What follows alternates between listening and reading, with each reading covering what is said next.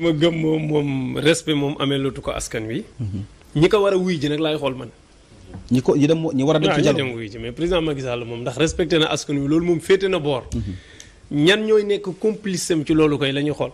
ñan ñoo war a jaay seen avenir ñan ñoo war a xaru pour dem di négocier ak moom ci table ji pour ñu continuer di randal ay élections di yokk mandat au président de la république.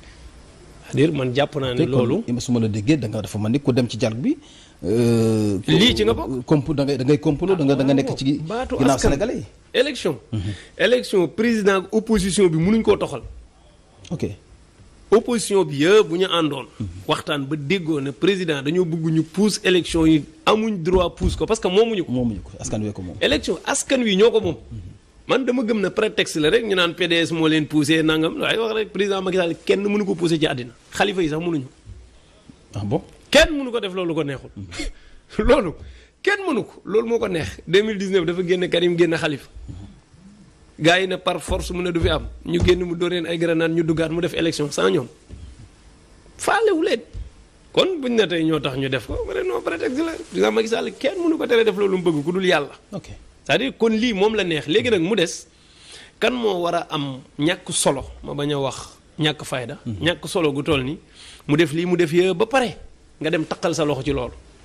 man pour man képp koo xam ne bokkoon nga ci ñii waroon a dem ci élection yi. ak ñi nga xam ne yor nañu baat fii ci pénc mi. di wax kenn déglu wuleen nga dem toog ak moom ci taabal ji di waxtaan pour ngeen pousse élection yi jàpp naa ne loolu wor sa askan la. ku ko def bokk nga ci wor gi nu wor.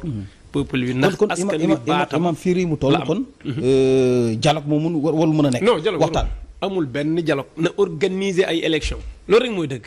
président Macky Sall ku ko bëgg a dimbali. da nga naan ko organiser élection askan wi tànn yow bokkoo. moom nee na bokkutul. loi bi nee na bokkul ñëpp xam nañ ne bokkul jeex na. moom na organiser ay élection sénégalais yi ku ñu tànn ñoo xam buñ tànnee ki gën a bon seen affaire la moom ñun faluñu ko pour moom mu tànnal ñu ki ñuy jiite déedéet. moom gisoon nañ ko moom ñu bëri ñu tànn ko teg ko fi. jeexal na dem sénégalais yi am nañu mëtu. xam ki leen war a mën a jiite mooy kan. mais su taxawee naan waaw réew mi mënuma ko bàyyi ci nii foog mu de xool nu mu ko c'est-à-dire mooy ñun mataguñu sax xam ki ñu war a jiite daal moom moo ñu war a xoolal koo xam ne mooy am stabilité mooy xam lu baax ci réew mi mu teg ko mu mel ni que ñun noonu la ñu Ablaye Wade defoon. pour man loolu mooy wane ne moom manque de respect la am ci askan wi.